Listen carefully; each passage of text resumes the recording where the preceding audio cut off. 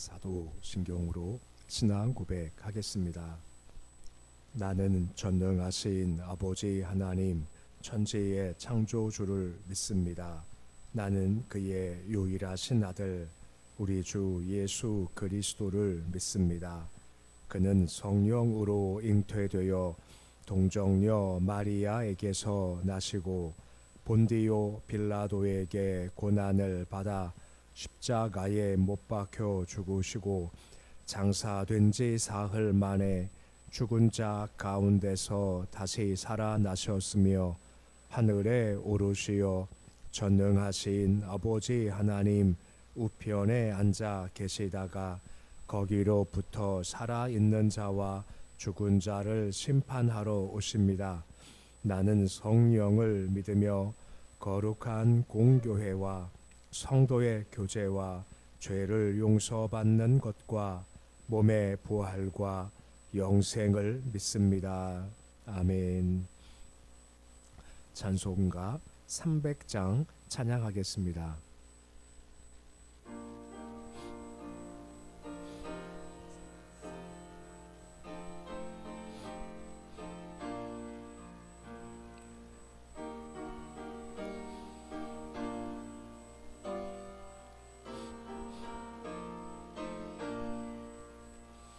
내 맘이 낙심되며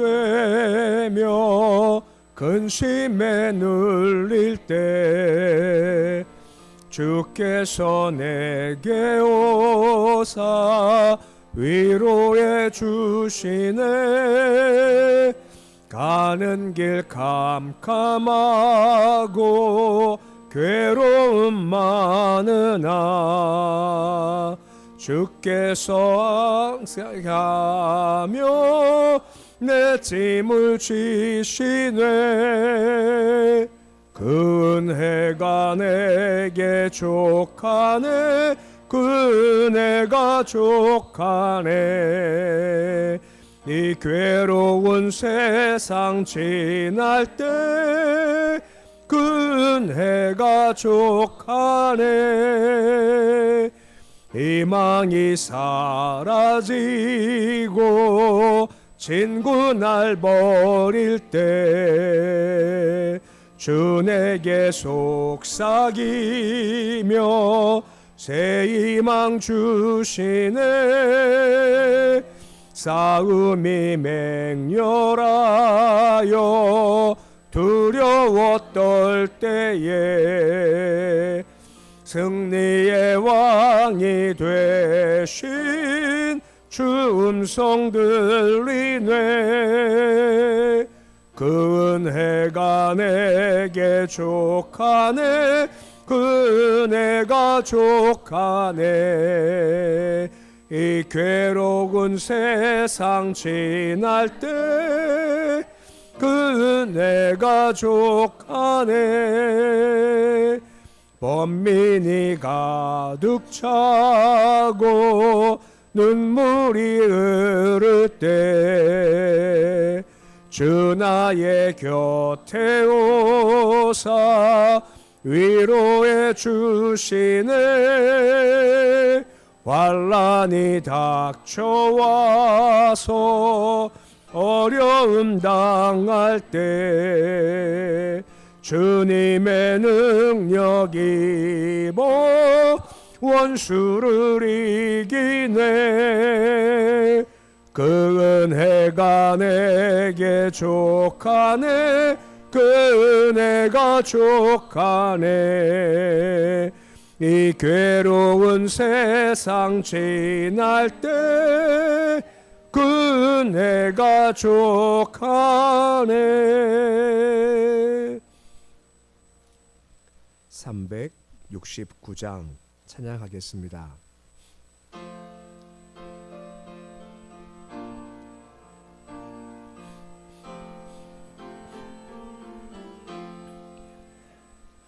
죄짐 맡은 우리 구주 어찌 좋은 친구인지 걱정 근심 무거운 짐 우리 주께 맡기세. 주께 고함 없는 고로 복을 받지 못하네. 사람들이 어찌하여 아랠 줄을 모를까. 시험 걱정 모든 괴로움 없는 사람 누군가. 부질없이 낙심 말고 기도드려 아뢰세. 이런 진실하신 친구 찾아볼 수 있을까. 우리 약함하시오니 어찌 아니하릴까. 근심 걱정 무거운 짐 아니 진자 누군가. 피난처는 우리 예수 주께 기도드리세. 세상 친구 멸시하고 너를 조롱하여도 예수 품에 안기어서 참된 위로 받겠네.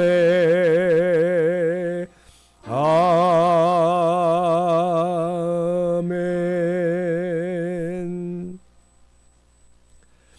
오늘 말씀은 에스겔서 40장 5절에서 16절까지의 말씀입니다.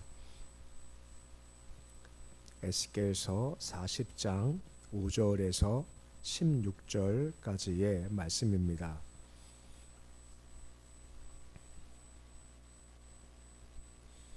에스겔서 40장 5절에서 16절까지의 말씀 우리 함께 봉독하겠습니다. 내가 본즉 집 바깥 사방으로 담이 있더라. 그 사람의 손에 측량하는 장대를 잡았는데 그 길이가 팔꿈치에서 손가락에 이르고 한 손바닥 너비가 더한 자로 6척이라. 그 담을 측량하니 두께가 한 장대요 높이도 한 장대며 그가 동쪽을 향한 문에 이르러 층계에 올라 그 문의 통로를 측량하니 길이가 한 장대요 그 문 안쪽 통로의 길이도 한 장대며 그 문간에 문지기 방들이 있는데 각기 길이가 한 장대요 너비가 한 장대요 각 방 사이 벽이 5척이며 안쪽 문 통로의 길이가 한 장대요 그 앞에 현관이 있어 그 앞에 안문이 있으며 그가 또 안문의 현관을 측량하니 한 장대며 안문의 현관을 또 측량하니 8척이요 그 문벽은 2척이라.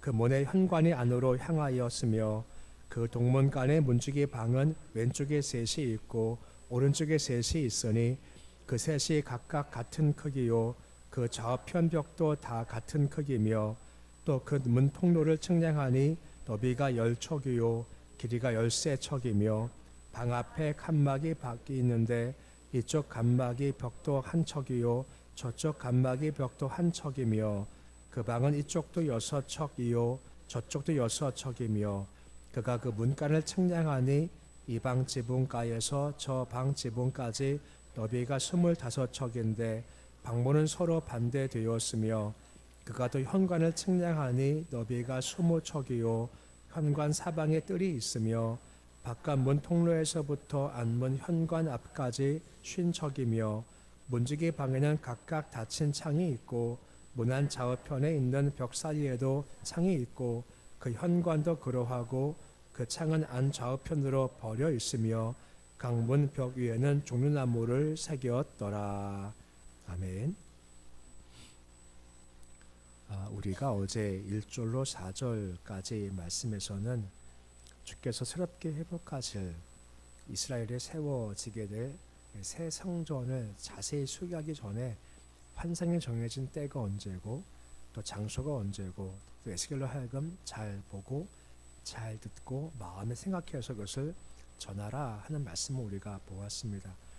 이제 오늘 말씀에서부터는 이제 계속해서 환상을 통해 바라본 성전의 아름답고 신랄한 외형이 소개되어지고 있습니다.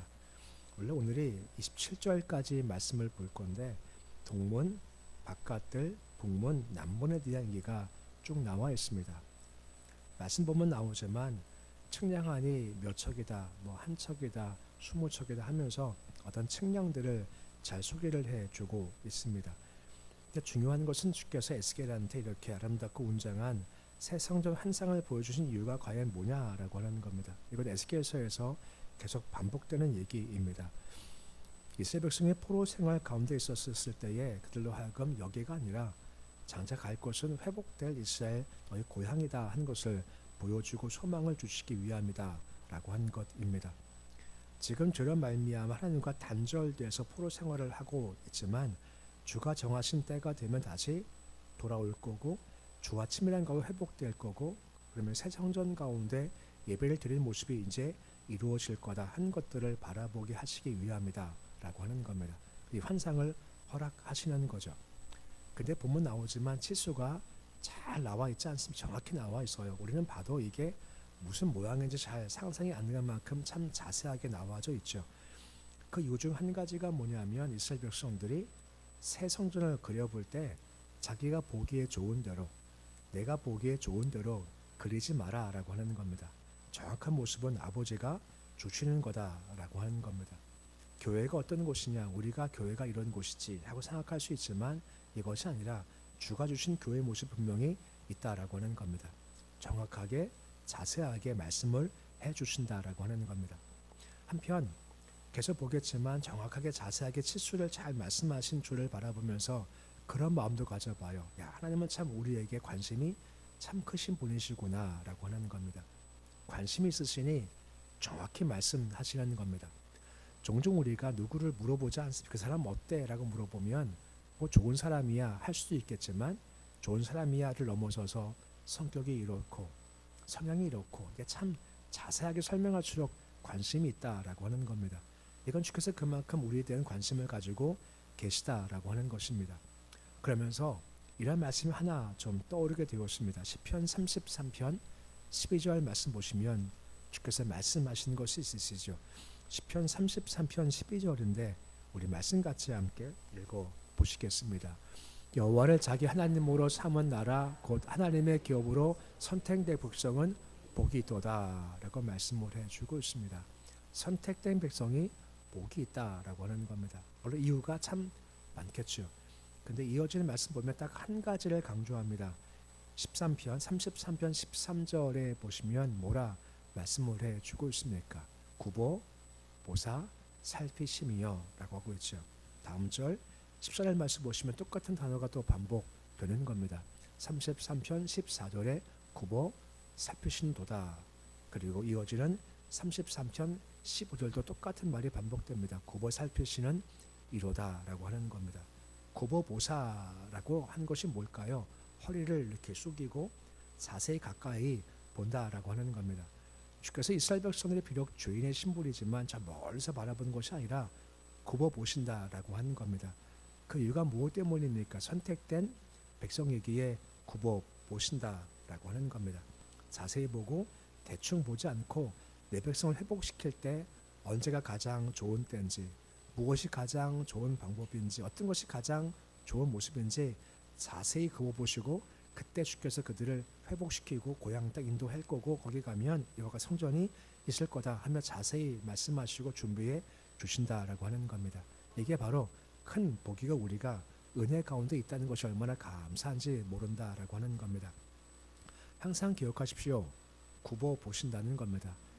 사실 부족하지만 잘 보시고 그때에 맞게 이끌어 주신다. 하나님 그만큼 우리에 대한 관심이 있으시다. 이런 것을 볼 수가 있게 되는 겁니다. 5절 말씀 보시면 다음과 같이 말씀이 시작되고 있습니다. 새 성전 모습에서부터 첫 번째 5절에 보시면 뭘 말씀해 주고 있습니까? 내가 본즉 집 바깥 사방으로 담이 있더라 라고 말씀을 해 주고 있습니다. 뭐 담이 있어서 성전 밖에 서서 안을 볼 수도 없고 들어가기도 힘들게 되어 있는 겁니다. 담이 쭉 둘러쳐 있기 때문에 라고 말입니다. 담이 쳐 있는 것은 당연하게도 부정한 자가 들어온 것을 막을 수 있는 것이고 또한 짐승의 침을 막을 수 있고로 말미암아 하나님의 거룩함을 보존하시기 위한 목적이다라고 하는 것입니다. 하나님의 거룩함이 있죠. 영광이 있죠. 어떤 손상되거나 침범당할 수는 없는 거고 하나님이 이것을 침범할 땐 주께서 죽음으로 다스릴 거다라고 하시지 않습니까? 이스라엘 백성들이 시내산에 도착을 했죠. 애굽에서부터 해방된 이후에 그때 주께서 시내산에 강림하시지 않습니까? 근데 그때 주님께서 모세한테 뭐라 말씀하십니까? 백성들로 하여금 옷을 빨고 정결케 하라 하고 말씀하시고 또한 동시에 사방에 경계를 그으라 라고 하는 겁니다. 불은 너는 올 수 있지만 나머지 백성들은 그 이상을 넘어오면 다 죽는다라고 선을 그어 놓으신 부분이 분명히 있다라고 하는 것입니다. 곧 죄가 있고 악이 있으면 주의 거룩함 속에 갈 수가 없다 하는 의미의 담이 설치가 되어 있다라고 하는 거죠. 그러면 선을 그어 놓으셨다는 것은 뭐겠습니까? 선은 일종의 말씀이라는 겁니다. 말씀 보면 우리가 가야 할 곳이 있고 또 가지 말 곳이 있지 않습니까? 말씀 속에 우리가 할 수 있는 것이 있지만 할 수 없는 것도 분명히 명시되어 있다라고 하는 겁니다. 그 선을 지키라라고 하는 겁니다. 그 선을 넘어가면 거룩이 깨지기 때문에 그 말씀 안에 선 안에 거는 말미암아 거룩을 가져야 한다라고 말씀을 해주고 있는 겁니다. 거룩이 뭐라 했습니까? 거룩은 분리됨이라고 하는 거죠. 주의 성전은 죄로부터 구별되고 악으로부터 구별됩니다. 그 기준이 무엇입니까? 담이 설치된 것으로도 마찬가지라고 하는 거죠. 우리가 거룩하다라는 것은 우리의 삶이 죄로부터 악으로부터 구별되는 것이 분명히 필요한 부분이다라고 말씀해주고 있고 그 모습을 가지는 것이 필요하다라고 말씀해주고 있다라고 하는 겁니다. 담을 설치한 이후에 6절에 보시면 문에 대한 얘기가 이어지고 있습니다. 6절 보시면 동쪽 문을 향했다. 20절 말씀에 보면 또 북쪽 문이 있죠. 24절 말씀엔 또한 남쪽 문이 있다라고 언급이 되어져 있습니다. 이 말씀과 같이 성전을 바라보면 담이 있지만 사방의 문이 열려 있게 되죠. 그러니까 사방의 문이 열려 있다라고 하는 것은 누구든 원하면 주께 갈 수 있는 길이 분명히 있다라고 하는 겁니다. 꽉 막히고 어렵게 한 것이 아니라 주께서 마음 가운데 내 백성이 올 때는 이런 각종에 있는 것의 문들을 통해서 내게 올 수 있다 하며 길을 열어 놓으셨다라고 하는 겁니다. 이건 장차 예수께서 오시면 누구든 굳게 나아가서 은혜 가운데 주를 예배하고 만남의 길이 열려 있다라고 말씀해 주고 있다라고 하는 겁니다. 하지만 중요한 것은 주께 갈 때 딱 우리에게는 문이 하나 있다라고 하는 겁니다. 다 주께 갈 수 있지만 오직 한 가지 문을 통해서만 들어갈 수 있다라고 하는 겁니다. 우리의 유일한 문, 유일한 길은 누구시겠습니까? 예수 그리스도라고 하는 겁니다. 오직 그분을 통해서만 갈 수 있는 길이 열리게 됐죠. 히브리서 말씀 보면 예수께서 십자가 죽으실 때 모습을 설명할 때 예수 그리스도의 몸은 휘장이다라고 얘기를 합니다. 휘장인 이유가 무엇 때문입니까? 십자가에 죽으실 때 휘장이 찢어지게 됐죠. 결과가 무엇입니까? 우리가 은혜 보좌 앞에 나갈 길이 열리게 되었다라고 하는 것입니다. 이전까지는 막혀 있었죠. 하지만 예수의 죽음으로 말미암아 이것이 열리게 됐고 누구든 은혜 보좌 앞에 나갈 길이 열리게 되었다라고 하는 겁니다. 제가 가끔 묻는 질문입니다. 예배가 특권이냐 의무냐, 기도가 특권이냐 의무냐라고 하는 겁니다. 새벽 예배 나오시는 것이 의무이십니까? 특권이십니까? 네, 특권이죠. 이게 의무적인 의무가 있어요. 기도할 때도 힘들지 않습니까? 분명 의무의 측면이 있지만 하지만 주께서 주시고자 하시는 진짜는 의무를 넘어선 특권이다라고 하는 겁니다. 새벽 예배 나오실 때마다 도대체 누가 새벽 예배 만들어가지고 힘들게 하나? 그거 아니고요. 특권을 우리를 불러주신다라고 하는 겁니다. 아무나 못 나와요. 부르실 주께서 나올 마음을 주시니까 올 수가 있죠. 그러기에 소홀히 하지 말고 주께서 길을 열어오셨기에 예배를 드림이거나 기도하시거나 찬송하시거나 헌신하시거나 특권이지 하고 담대히 나아가십시오. 이것이 필요한 삶의 모습이다라고 하는 겁니다. 그리고 7절 말씀 보시면 다음 같은 말씀이 이어지고 있습니다. 7절에 보시면 그 문간에 문지기 방들이 있다라고 언급이 되어지고 있습니다. 그러니까 동쪽 각종 사방의 문에 방 3개씩이 있고 여기를 문지기 방으로 써서 당연하게도 그 문을 경비하는 레위인들이 거처하는 곳으로 사용하게 된 겁니다. 그걸 관리한다라고 하는 것이죠.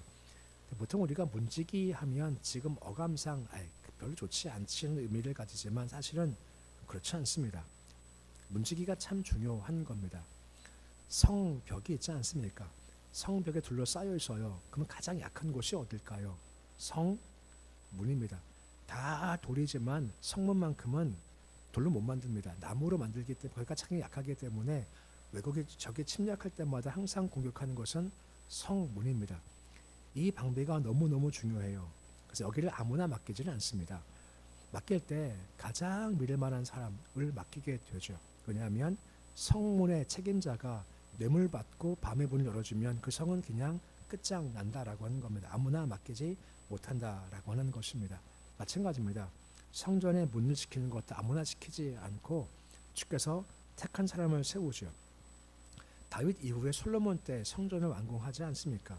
그때 유명한 문지기 집안이 있습니다. 그 집은 문지기 집안이에요. 누구냐? 바로 오벳 에돔입니다. 오벳 에돔이 누구죠? 어떤 인물인가요? 다윗이 법궤를 처음 옮겨올 때 우사가 죽어서 두려움 가운데 이 법궤를 누구 집에 보내버립니까? 오벳 에돔 확 집어 보내버리죠. 근데 어떻게 되었나요? 3개월 동안 있을 때 그 축복이 거기 가득하게 임하게 되었다라고 하는 겁니다. 갑자기 맡기는 거지만 생각해 보십시오. 법궤는 하나님의 임재입니다. 그 임재가 오벳에돔의 집에 들어간 겁니다. 그 오벳에돔은 그 임재 가운데 가장 친밀히 가게 됐죠.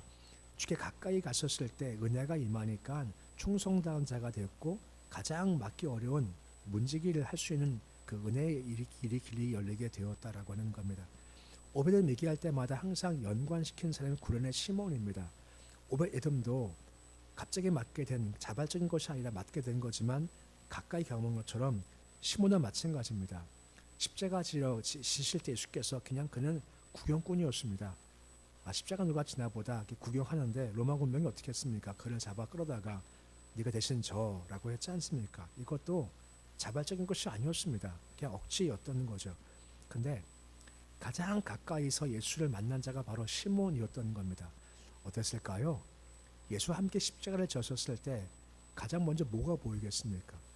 뭐가 들리겠습니까? 예수의 피가 보이죠.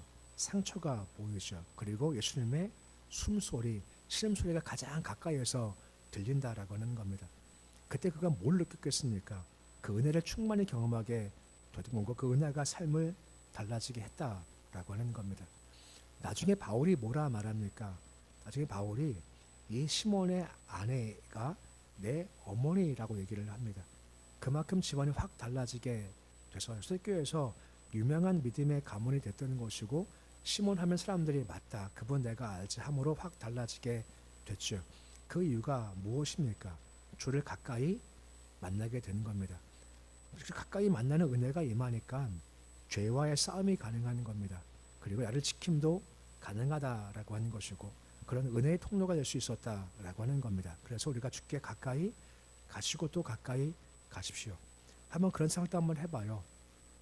구레네 시몬이 예수의 피를 받지 않습니까? 심수 들었지 않습니까? 그거 누구 때문입니까? 세상 죄를 지고 간다라고 하지만 실제 은혜 받으면 내 죄 때문입니다 라고 하지 않겠습니까? 내 죄 때문에 저렇게 찢기신 거고 피 흘리시고 고생하시는 거지 내 죄 때문에.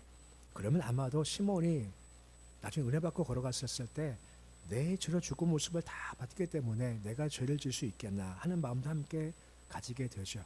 그것이 은혜의 마음 된 거고 정결하니 그런 통로가 되었다라고 말씀해 주고 있다라고 하는 겁니다. 주께 가까이 나아가십시오. 그리고 에스겔의 환상 본 것처럼 우리도 마음 가운데 은혜 주셔서 거친 숨소리, 피 묻은 신음소리, 피 흘림 내가 경험할 때 우리 삶은 달라질 수밖에 없다라고 하는 겁니다. 그 은혜를 경험하는 것이 필요한 모습이다라고 하는 겁니다. 오늘 말씀을 통해서 좀 세 가지를 봅니다. 한 가지가 무엇입니까? 기억하십시오. 굽어보사라고 말씀하십니다.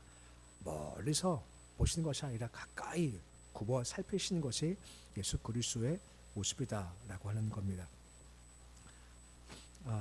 자녀의 권세라는 것이 있죠. 제가 어저께 이제 오늘의 청년들과 마지막 인사하면서 이 말을 해주고 싶더라고요.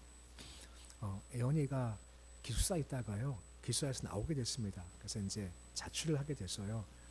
그 짐 누가 옮겨줍니까? 뭐 남자도 아직까지 없는데. 그러니까 여기서 새벽임에 끝나고 7시 출발을 해가지고 11시 도착해가지고요. 이렇게 일을 했죠. 막 옮겨주고 침대에 누가 줘가지고 침대 매트리스까지 올라가다가 계단에서요 넘어졌어요. 근데 이상하죠. 한 개도 안 아파요.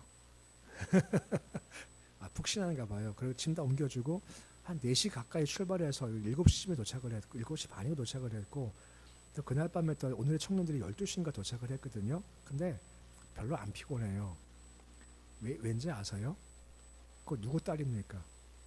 제 딸이에요. 제 딸이니까 별로 피곤치가 않더라고요. 근데 오늘은 좀 피곤한데 한 개도 안 피곤하더라고요. 그래서 뭘 느꼈는가 하면 야, 내가 주의 자녀인 것이 참 감사하다 싶은 겁니다.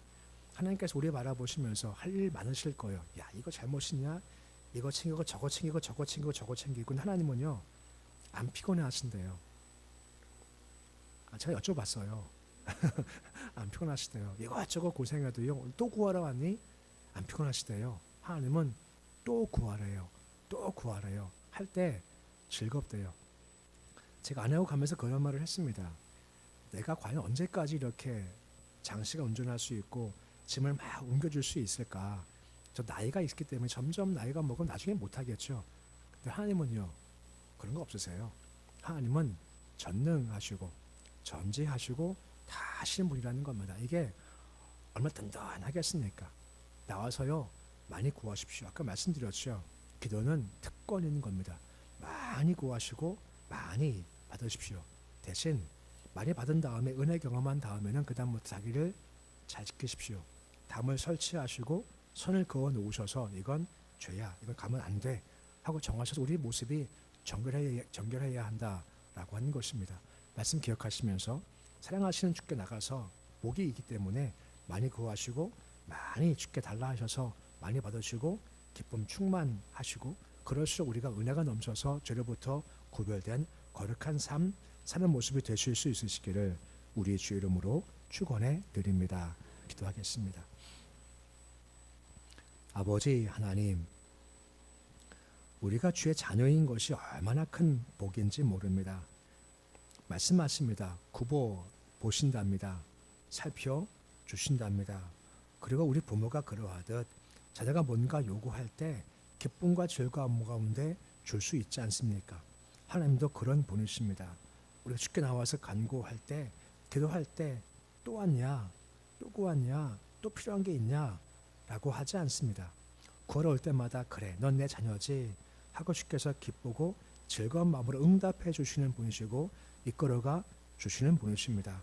은혜 보좌 앞에 담대히 나가기를 소망하며 간구할 때마다 들으시는 줄을 기억하며 주실 때마다 감사합니다 하고 잘 받게 하시고 주신 거 받은 이후에는 삶이 담을 쌓아놓고 선을 그어 놓아서 죄로 악에게 물들지 않게 주께서 도와주시기 원합니다.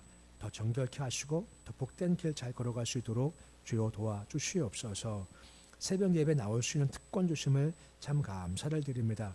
예배 드림이 기도할 수 있음이 찬송할 수 있음이 헌신할 수 있음이 드릴 수 있음이 축복이고 특권입니다. 늘 기억하며 특권을 잘 쓰게 하셔서 소홀히 하지 않게 하시고 은혜 보호자 더 담대 나올 수 있도록 도와주시옵소서. 그 앞에서 우리가 육적으로도 회복되게 하시고 병도 낫게 해 주시옵시고 마음의 힘든 것과 정신적 문제도 해결되게 주님 도와주시옵소서. 수술을 앞에 두고 있고 또 수술로 회복된 간 가운데 있는 많은 은혜를 더하셔서 잘 회복되고 잘 치료될 수 있도록 또한 주께서 복의 복을 더하여 주시옵소서. 우리 교회에 함께 하셔서 하나님의 은혜의 보좌가 넓게 열리는 우리 교회가 되어주기를 소망합니다. 하나님의 임재가 경험되는 교회가 되게 하시고 영광을 목도할 수 있도록 도와주시옵시고 하나님 역사와 성령께서 운행하셔서 하나님의 기적을 맛볼 수 있는 교회 되게 주님 인도하여 주시옵소서. 우리나라 위에 민족 위에 함께 하셔서 주가 주신 권세 아버지께서 함께 하셔서 주의 권세 아래 매이는 권세가 되도록 하시옵시고 권세가 잘못된 방향 흘러가지 않도록 주님 인도해 주시옵소서. 예배드 유진천 성도님 선교금 드렸습니다. 손길에 주님 복을 도와주시고 삶을 지탱해 주시고 일터와 영혼을 지켜서 지탱해 주시길 소망하며 주께 가까이 올 때마다 좋은 거 누릴 수 있도록 인도해 주시옵소서. 오늘 주님 하루가 시작되었습니다. 하루씩 온전히 맡겨 드립니다. 함께 걸어갈 때 주께서 위에서부터 주시는 은혜로 말미암아 오늘 하루 주님의 도우심 가운데 마음이 복되게 하시고 찬송 입에 있게 하시고 감사가 있게 하시고 또한 기쁨도 있을 수 있는 복된 삶대로 주께서 인도하여 주시옵소서. 예수님의 이름으로 기도드립니다. 아멘. 하늘에 계신 우리 아버지, 아버지의 이름을 거룩하게 하시며 아버지의 나라가 오게 하시며 아버지의 뜻이 하늘에서와 같이 땅에서도 이루어지게 하소서. 오늘 우리에게 일용할 양식을 주시고 우리가 우리에게 잘못한 사람을 용서하여 준 것 같이 우리 죄를 용서하여 주시고 우리를 시험에 빠지지 않게 하시고 악에서 구하소서.